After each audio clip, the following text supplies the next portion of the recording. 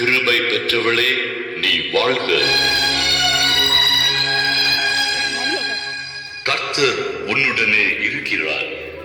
பெண்களுக்குள்ளே நீ ஆசீர்வதிக்கப்பட்டவள். இந்த வாழ்த்துதல் எப்படிப்பட்டதோ? மரியாளே, பயப்படாதே, நீ தேவனிடத்தில் கிருபை பெற்றாய். இதோ நீ கர்ப்பவதியாகி ஒரு குமாரனை பெறுவாய். அவருக்கு இயேசு என்று பெயரிடுவாயாக. அவர் பெரியவராயிருப்பார், உன்னதமானவரின் குமாரன் எனப்படுவார். இது எப்படி ஆகும்? எனக்குத்தான் இன்னும் கல்யாணமாகவில்லையே. பரிசுத்த ஆவி உன்மேல் வரும். உன்னதமானவருடைய பலம் உன்மேல் நிழலிடும். ஆதலால் உன்னிடத்தில் பிறக்கும் குழந்தை பரிசுத்தம் உள்ளது. அந்த குழந்தை தேவனுடைய குமாரன் எனப்படும். தேவனாலே கூடாத காரியம் ஒன்றுமில்லை. இதோ நான் ஆண்டவருக்கு அடிமை. உம்முடைய வார்த்தையின்படியே எனக்கு ஆக கடவுது.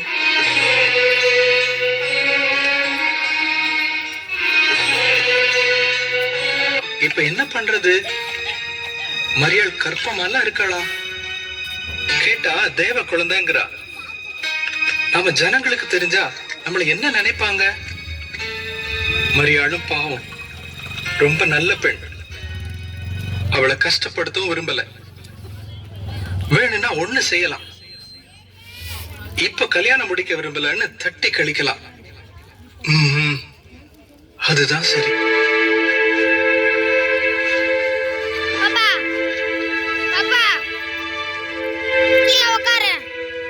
தாவீதின் குமாரனாகிய யோசேப்பே, மரியாளை சேர்த்துக் கொள்ள ஐயப்படாதே. மரியாளிடத்தில் உற்பத்தியாயிருக்கிறது பரிசுத்த ஆவியினால் உண்டானது. அவள் ஒரு குமாரனை பெறுவாள். அவருக்கு இயேசு என்று பெயரிடுவாயாக. அவர் ஜனங்களின் பாவங்களை நீக்கி அவர்களை ரட்சிப்பார்.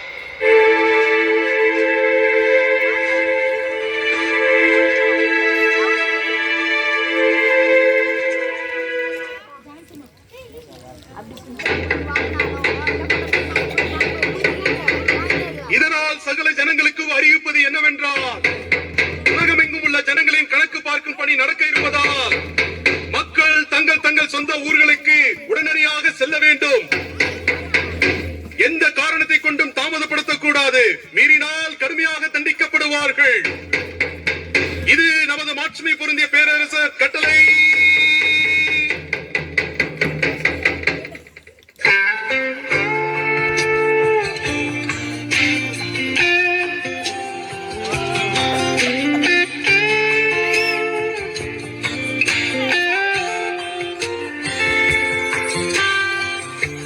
ஐயா, இங்க தங்குறதுக்கு எதுவும் சத்திரம் உண்டா ஐயா?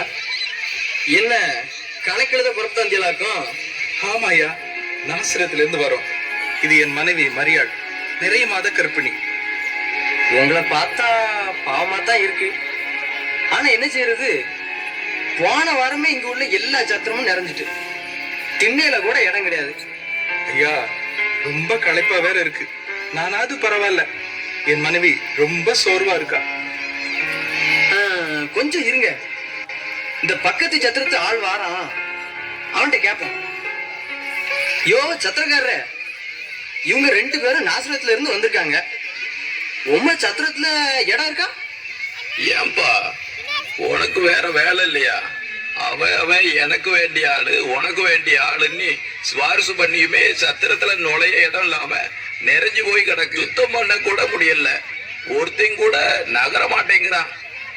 சத்திரத்துல உள்ள இடம் இல்லைனாலும் பரவாயில்லப்பா, பின்னால ஏதாவது ஒரு ஓரத்துல சின்ன இடம் கொடுத்தாலும் போதும். கொஞ்சம் தயவு காட்டுங்கப்பா. இவங்களை பார்த்தா பாவமா இருக்கு. எப்படியாவது இவங்களுக்கு உதவி செய்யுங்களேன். சொன்னாலும் கேட்க மாட்டீங்க. பின்ன என்ன பண்ண? சத்திரம் உள்ள போங்க. பின்னால மாட்டு தொழு இருக்கு. மாடெல்லாம் ஓரமா தான் கட்டி இருக்கு. என்ன சுத்தம் பண்ணாம கிடக்கு. சமாளிச்சு இருந்துக்கிடுவியன்னா இருங்க. பாவமா வேற இருக்கு. என்ன செய்ய? மரியாள், வேற ஏதாவது இடம் தேடலாமா? வேண்டாங்க, வயிறு வலி வேற அதிகமாகிட்டே இருக்கு. இந்த இடமே பரவாயில்லங்க. ரொம்ப நன்றி ஐயா, நாங்க சமாளிச்சுக்கிறோம். பார்த்து வாங்கம்மா, பார்த்து மெதுவா வாங்க.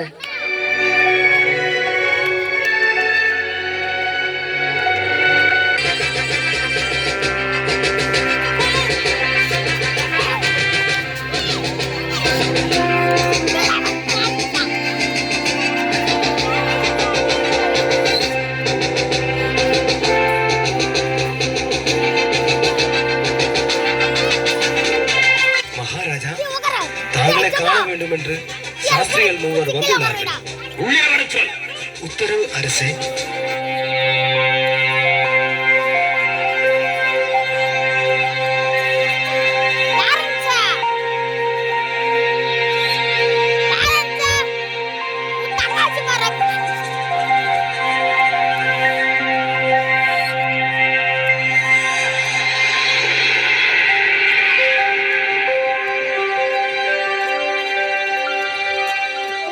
ராஜாவே, நீர் வாழ்க. நல்லது.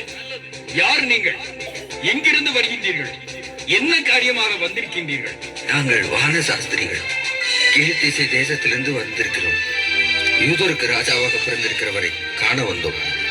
கிழக்கே அவருடைய நட்சத்திரத்தை கண்டு அவரை பணிந்து கொள்ளும் இங்கு வந்தோம். என்ன? யூதருக்கு ராஜா பிறந்திருக்கின்றானா? யாரங்கே? அரசே, சிறப்பான செய்தி கொண்டு வந்த இந்த வான சாஸ்திரிகளுக்கு சிறப்பான விருந்தெழுத்து சிங்காரமாளியில் தங்க ஏற்பாடு செய்யுங்கள். படுத்துறங்கி சிறிது இளைப்பாரட்டும். மந்திரி, ஆவணம் செய்யுங்கள்.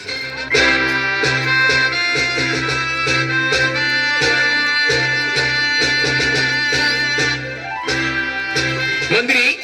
அரசே. கேட்டீரா ஒரு புதிரான செய்தியை? அரசே, செய்தி கொண்டு வந்தவர்கள் சாதாரண மனிதர்கள் அல்ல, வான சாஸ்திரிகள். அவர்களுடைய கணிப்பு தப்பாது. அவர்களுடைய கணக்கு தப்பாது என்றால் அரண்மனையில் பிள்ளையை பிறக்கவில்லையே. யூதருக்கு ராஜா பிறந்திருப்பதால் அக்குழந்தை அரண்மனையில் தானே பிறந்திருக்க முடியும் என்று எண்ணி செய்தியை இங்கே வந்து சொல்லிவிட்டார்கள். அப்படி என்றால் வான சாஸ்திரிகள் சொன்னது முற்றிலும் உண்மையாகத்தான் இருக்கும். பிள்ளை அரண்மனையில் பிறக்கவில்லை, ஆனால் எங்கோ பிறந்திருக்கிறது என்ற உண்மை புலப்படுகிறது.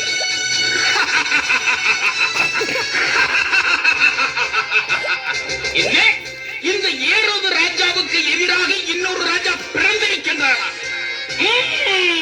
பிறக்கவில்லை, பிறந்திருக்க முடியாது, பிறக்கவும் கூடாது. அப்படியே பிறந்திருந்தாலும் அவனை உயிரோடு விட்டு வைக்க கூடாது. என்ன செய்வது? கிறிஸ்து பிறந்திருக்கும் இடம் அறிந்து கொள்ள வேண்டுமானால் முள்ளை கொண்டே முள்ளை எடுக்க வேண்டும். சாஸ்திரிகளை கொண்டே கிறிஸ்து பிறந்த இடம் அறிந்து கொண்டு பின் ஆவணம் செய்வோம். மந்திரி. மன்னா. சாஸ்திரிகள் இங்கு வர உத்தரவிடுகிறேன். நல்லது மன்னா.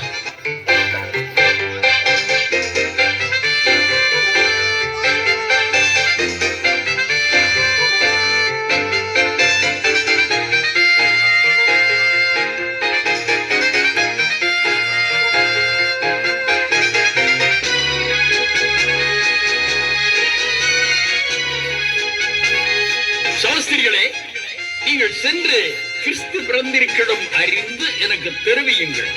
நானும் சென்று கிறிஸ்து என்னும் குழந்தையை கண்டு பணிந்து கொள்கிறேன். சென்று வாருங்கள். மறந்து விடாதீர்கள். நீங்கள் சென்று கண்டு மீண்டும் என்னிடம் வந்து சொல்லிவிட்டு செல்லுங்கள். செல்லுங்கள்.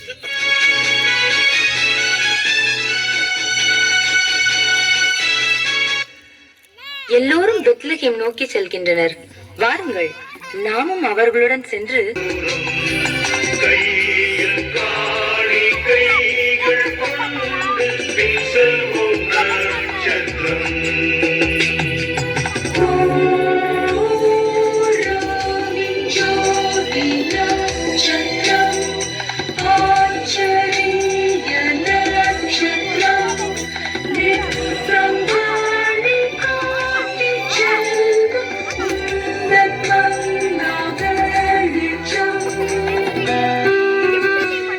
காணிக்கையாக படைக்க பொன் கொண்டு வந்தேன்.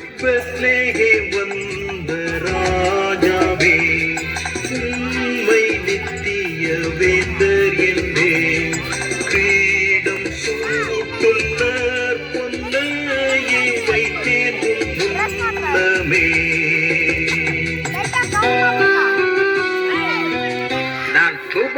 கொண்டு வந்தேன். தூபவர்க்கம் நானிவே தெய்வம் என் கொடுப்பதை குறிக்கும்படியாக நான் வெள்ளை போளம் கொண்டு வந்தேன்.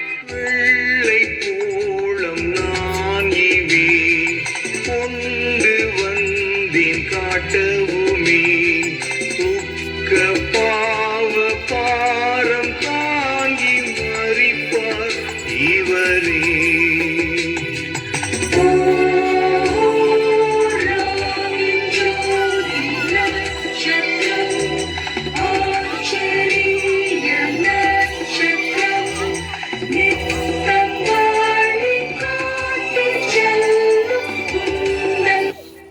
அன்பார்ந்தவர்களே,